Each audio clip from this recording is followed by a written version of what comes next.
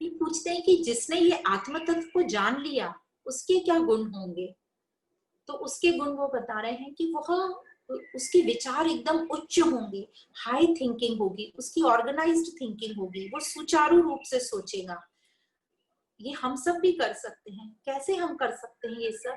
कि हम अच्छी पुस्तकें पढ़ें, सत्संग का साथ लें, अपने लिए एक डायरी बनाएं, उस पे हम पॉइंट्स लिखें और सुचारू ऑर्गेनाइज तरीके से अपने ऊपर काम करें। तो इस उपलक्ष्य में एक स्टोरी याद आती है। एक गुरुकुल था, वहां पर बहुत सारे शिष्य हुआ करते थे।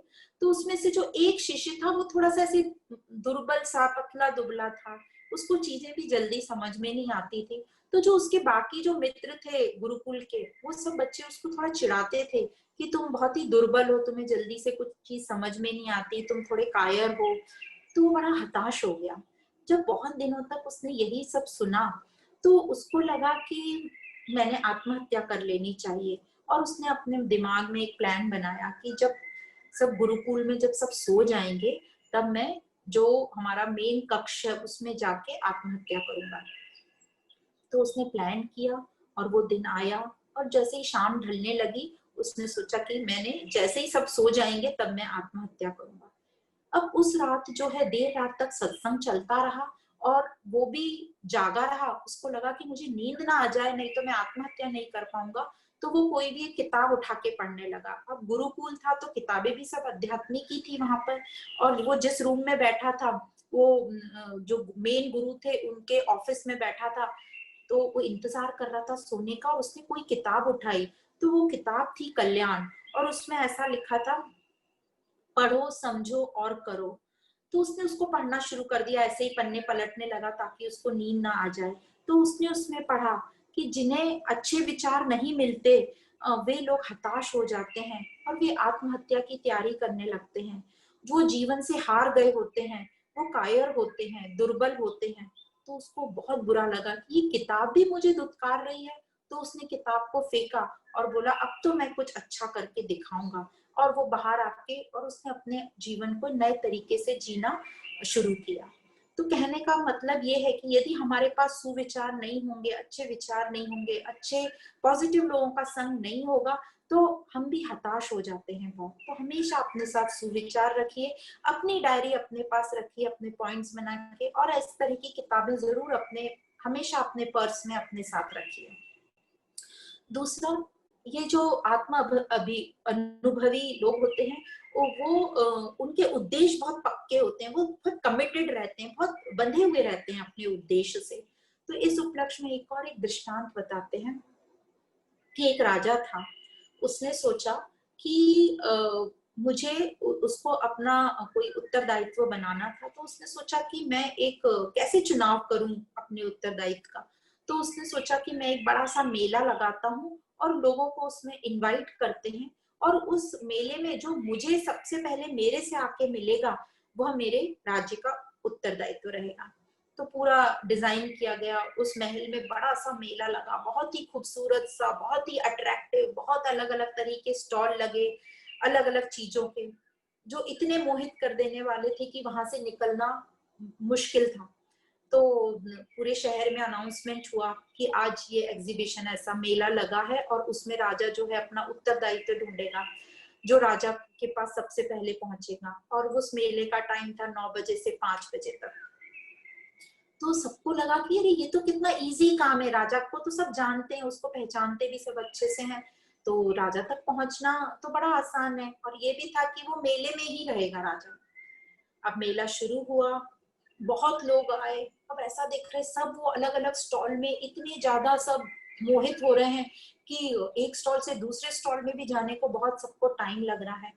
और उसी में एक व्यक्ति था, वो हर एक स्टॉल में जा रहा है, बहुत इंजॉय कर रहा है। 4:30 बज गए और 5 बजने को है, पर अभी तक एक भी व्यक्ति उस राजा के पास नहीं पहुंचा। तो ये जो व्यक्ति था जिसने सारे स्टॉल देख लिए, अब उसको अपना उद्देश्य पक्का था कि मैं आया हूँ यहाँ उस राजा से मिलने, मेरा उद्देश्य यही है। तो उसने सब स्टॉल्स में एंजॉय किया और जैसे ही 5 बजने वाले थे तो उसने सब जगह देख लिया था कि राजा नहीं दिख रहे हैं, पर उसका ध्यान गया दूर एक कोने में स्टॉल में, जहाँ एक मंदिर जैसी स्थापना है और वहां एक व्यक्ति आरती कर रहा है।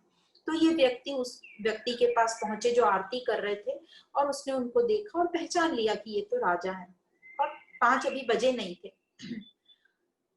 तभी ये समझ में आता है कि यदि हमारा उद्देश्य पक्का है कि हमें क्या करना है, तो हम बाकी चीजें भी इंजॉय करते रहें और अपना उद्देश्य याद रखें। हमें भी इस प्रकार अपने अंदर जो हमारा अस्तित्व है, हम जो आत्मा है, उसे हमें जल्द से जल्द पहचानना है।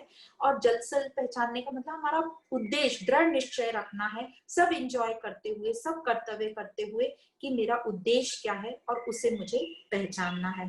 तो ये आध्यात्मिक बीज जो है हम सब में है, बस हमें उसका पोषण करना है, थोड़ा सा हमें उसे पुश करना है। अब ये जो आत्म अनुभवी लोग हैं, ये इमोशनली भी बहुत स्ट्रांग रहते हैं, ये अपनी भावनाओं को बहुत अच्छे से हैंडल करते हैं, क्योंकि उनका जो पूरा लक्ष्य है, वो पूरा जो ध्यान है वो लक्ष्य के ऊपर रहता है। जैसे इस व्यक्ति का पूरा ध्यान अपने लक्ष्य के ऊपर था, तो उसने अपनी भावनाओं को कंट्रोल किया, पूरे स्टॉल को एंजॉय किया। पर जब इच्छाएं ज्यादा होने लगी तो उसकी बुद्धि तेज थी, उसकी बुद्धि ने उन इच्छाओं को कट किया और उद्देश्य की तरफ डायरेक्ट किया। तो इस प्रकार ये लोग अपनी भावनाओं को बहुत अच्छे से कंट्रोल कर लेते हैं, हैंडल कर लेते हैं।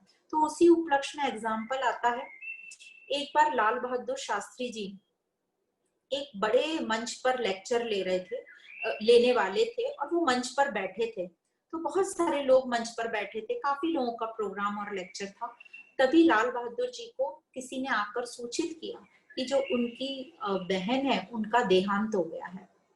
तो ये सुनकर लाल बहादुर शास्त्री जी के मन में फेस पर बिल्कुल भी शिकंज नहीं आई, वो बैठे रहे। और जब उनका लेक्चर पूरा हुआ, वो लेक्चर पूरा करने के बाद वो वहां से निकले। उनका ये कहना था कि जो मेरी बहन थी, उनका तो देहांत हो गया, मैं तो जाकर इमीडिएट जाकर तो मेरा वहां कुछ काम नहीं है, पर यहाँ जो सामने हजारों लोग मेरे लिए वेट कर रहे हैं मेरे लेक्चर के लिए, उनके साथ मैं अन्याय नहीं कर सकता, उनका टाइम बहुत कीमती है। तो उन्होंने वहां अपना कर्तव्य पर ध्यान देते हुए अपना कर्तव्य पूरा करके वहां से निकले। तो इस प्रकार जो आत्म अनुभवी होते हैं, वे परम आनंद में रहते हैं, शांति में रहते हैं, निर्भय रहते हैं। क्यों रहते हैं वे परम आनंद और शांति में? क्योंकि वो जो विषयों में, छोटी मोटी चीजों में, भोगों में एकदम अट्रैक्ट नहीं होते, क्योंकि उन्हें ये अच्छे से पता है कि ये तो चेंजेबल है, परिवर्तनशील है। और ये जो भोग हैं, दिन पे दिन इनका जो हम भोग करते हैं, वो भी उनका कम होता जाता है, उनकी जो वैल्यू है, डिमिनिशिंग वैल्यू होती है, और सब चेंज होता है। और जब वो खत्म होंगे तो हमें ये दुख देंगी, इसलिए वो इन सब में आसक्त नहीं रहते, इसलिए परम आनंद में रहते हैं। और इसीलिए उनको बोला जाता है कि वो अपने मन के राजा रहते हैं, क्योंकि उन्होंने अपनी इंद्रियों को पूरा कंट्रोल करके रखा है, इंद्रियों के स्वामी बन गए हैं। तो उन्हीं को गोस्वामी कहा जाता है। गो मतलब इंद्रियां, और जिन्होंने अपनी इंद्रियों को कंट्रोल कर लिया हो तो उसके राजा बन गए, मतलब स्वामी बन गए, तो वो कहलाते हैं गोस्वामी। जैसे हम नाम सुनते हैं गोस्वामी तुलसीदास जी, गोस्वामी महाप्रभु जी। तो इस प्रकार ये अपने इंद्रियों को अच्छे से कंट्रोल कर पाते हैं। कैसे कर पाते हैं अपनी इंद्रियों को कंट्रोल? ज्ञान योग, कर्म योग और भक्ति योग के साथ। और इसके साथ ही उनका मन एकदम शांत हो जाता है और वो आनंद में रहते हैं। इसीलिए इनको कहा जाता है नतेषु रमते बुद्धा, मतलब वो टेम्पररी चीजों में आनंद नहीं लेते, इंजॉय करते हैं और आगे निकलते हैं, आसक्ति नहीं रहती उनकी। तो इसलिए हमें भी लाइफ में हम कुछ भी करें, कहीं भी जाएं, कुछ भी करें, पर हमें अध्यात्म का साथ बिल्कुल रखना चाहिए, जो हमारे मन बुद्धि को शुद्ध करेगा। तो इस प्रकार हमारी वासनाएं और इच्छाएं कम होती जाती हैं, मन हमारा पूरी तरह बाहर से अंदर की ओर मुड़ जाता है, और हमारे में समत्व भाव की फीलिंग आती है, स्वर्ग का हम अनुभव करते हैं। तो इस प्रकार हमारी वासनाएं, इच्छाएं जब कम हो जाती हैं, मन पूरी तरह बाहर से अंदर की ओर जुड़ जाता है, और हमें समत्व भाव का फीलिंग आता है, हमें स्वर्ग के का अनुभव होता है। तो ऐसा जो मन है वो ध्यान योग के लिए एकदम तैयार है, स्वयं का साक्षात्कार करने के लिए एकदम तैयार है। इसी को कहते हैं अंतः सुख, अंतः आराम, अंतः ज्योति। अंतः सुख मतलब अंदर से मैं एकदम हैप्पी हूँ, आनंद में हूँ। अंतः आराम मतलब मैं मजा कर रहा हूँ, अंदर रम रहा हूँ अपने आप में। अंतर ज्योति मतलब मैं स्वयं प्रकाशित हूँ अंदर से। तो इस प्रकार ये हमारी अंदर की साधना हुई। और जो साधना है काम, क्रोध, लोभ, मोह, मत्सर, जो ज्ञानी होते हैं आत्म अनुभवी, वो इन पर भी पूरा अपना कंट्रोल कर लेते हैं। कैसे? जैसे काम मतलब वासनाएं, वासनाएं पूरी नहीं होती तो हमें क्रोध आ जाता है, और वासनाएं पूरी हो गई तो हमें लोभ आता है, लालच होता है, और वो लालच के साथ साथ हम मोह में आ जाते हैं, हमारी गलत धारणाएं हो जाती हैं, और मत्सर मतलब ईर्ष्या। तो इस प्रकार काम के चलते ये सब हमारे अंदर आ जाता है। तो काम तो रहेगा ही, बुरा नहीं है इच्छा, पर उसको हमारी बुद्धि जो है स्कैन करेगी ढंग से, तो हम ये पूरी ईर्ष्या तक नहीं पहुंचेंगे, लालच तक नहीं पहुंचेंगे। और इस प्रकार जो ज्ञानी है उन्होंने अंदर और बाहर दोनों साधनाओं से अपने आप को पूरा कंट्रोल कर लिया होता है, और वो बिल्कुल शांत और आनंद में रहते हैं। तो उनकी जो अवस्था बोलते हैं वो बिल्कुल ब्रह्म निर्वाणम जैसी होती है, मतलब वो अपने आप में ही उन्होंने अपना साक्षात्कार कर लिया है और बिल्कुल आनंद में है। तो जिसका मन स्थिर हो जाता है, जिसका मन शांत हो जाता है, या जिसका मन ब्रह्म में रमता है, मतलब ब्रह्म मतलब अपने आप में, सेल्फ में, तो वही आनंद को प्राप्त होता है। तो इस उपलक्ष्य में शंकराचार्य जी ने भज गोविंदम में बहुत ही सुंदर तरीके से इसको बताया गया है। तो वो श्लोक हम सुनते हैं अभी। योग रतो वा भोग रतो वा संग रतो वा संग विहीना यस्य भ्रमणि रमते चित्तम नंदति नंदति नंदते वा नंदति नंदति नंदते वा।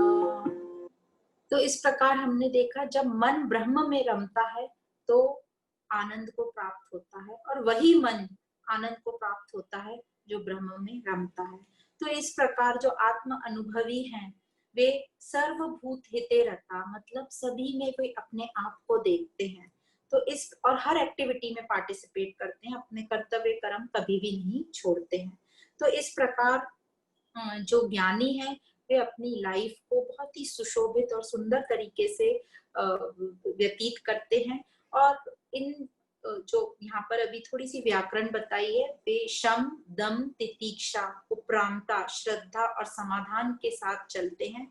शम मतलब अपने मन को कंट्रोल करना, दम मतलब अपनी इंद्रियों को कंट्रोल करना, तितीक्षा मतलब जो भी हम पसंद नापसंद, अच्छा खराब, जो भी ऑपोजिट्स हैं उनको अच्छे से सहन करना। उपरामता मतलब नेगेटिविटी से दूर रहना, श्रद्धा मतलब विश्वास और समझ के साथ रहना, और समाधान मतलब श्रवण मनन और चिंतन, मतलब सुने हम आध्यात्मिक ज्ञान, फिर उसका मनन करें, चिंतन करें, और उसको अपनी लाइफ में अप्लाई करें, अभ्यास करें। तो इस प्रकार जो ज्ञानी है उसका जो जीवन है वो देखने का तरीका ही, जीवन को देखने का नजरिया ही उसका बदल जाता है। ना तो उसे कोई चिंता होती है, ना उसे कोई शिकायत होती है। तो इस प्रकार हमें अपने पर काम करना है यदि हमें आनंद में और पूर्णता की फीलिंग लाना है। तो इस प्रकार हमें अपने पर काम करना है और अपने को पूर्ण और आनंद को फील कराना है। तो इस प्रकार हम पूरे ध्यान योग के लिए तैयार हो गए हैं। अब ध्यान योग के लिए ये सब जितना भी अभी तक हमने पढ़ा, सेकंड अध्याय से अभी तक, ये ध्यान योग की तैयारी है, प्री रिक्विजिट ध्यान योग जिसको हम मेडिटेशन बोलते हैं। तो ये सब तैयारी है, और आगे छठवें अध्याय में हम ध्यान योग का अभ्यास करेंगे। तो क्या तैयारी की हमने? इंद्रियों पर निरीक्षण करने की, इंद्रियों को कंट्रोल करके अपनी डिजायर्स और इच्छाओं को कम किया, और ये सब हुआ कर्म योग, ज्ञान योग और भक्ति योग के साथ। फिर हमारे में एकाग्र चित्ता ही, फोकस हुए, हमारा माइंड फोकस हुआ। तो एग्जांपल देते हैं, जैसे स्पोर्ट्स में लोग खेलते हैं, कितने लोग आपने देखा होगा स्टेडियम से कितना हल्ला करते हैं, कितना चिल्लाते हैं, पर जो खेलने वाला है उसका जो माइंड कितना फोकस्ड रहता है। यदि उसका माइंड, यदि लोग जो चिल्ला रहे हैं उसकी तरफ चला गया तो वो खेल अच्छी तरीके से कभी नहीं खेल पाएगा। तो वो जो फोकस उसने अपने माइंड को कराया है वो ट्रेनिंग का ही नतीजा है। वो कितनी प्रैक्टिस करते हैं सुबह शाम उठकर, तब उनका माइंड फोकस्ड होता है। तो ट्रेनिंग की, अभ्यास की बहुत जरूरत है। फिर द्वंद्वों से हम मुक्त होते हैं, लाइक्स और डिसलाइक से ऊपर होते हैं, वो हमें भक्ति के साथ हम द्वंद्वों से ऊपर होते हैं, ज्ञान और भक्ति से। और प्राणायाम के साथ जिनका मन बहुत चंचल होता है, तो थोड़ा ब्रीदिंग एक्सरसाइज करके हम अपने मन को शांत और करने की कोशिश करते हैं। और जो हमारा यहाँ पर गोल है, आध्यात्मिक गोल, वो है मोक्ष परायण का। तो यहाँ उद्देश्य निश्चित है हमारा मोक्ष परायण का।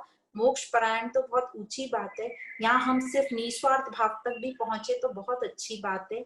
यह जिसका जो गोल है, जो उद्देश्य है, वो हमने निश्चित किया, बस स्वार्थ से हम थोड़ा सा ऊपर उठ जाएं और उसी से हमें शांति की प्राप्ति होगी।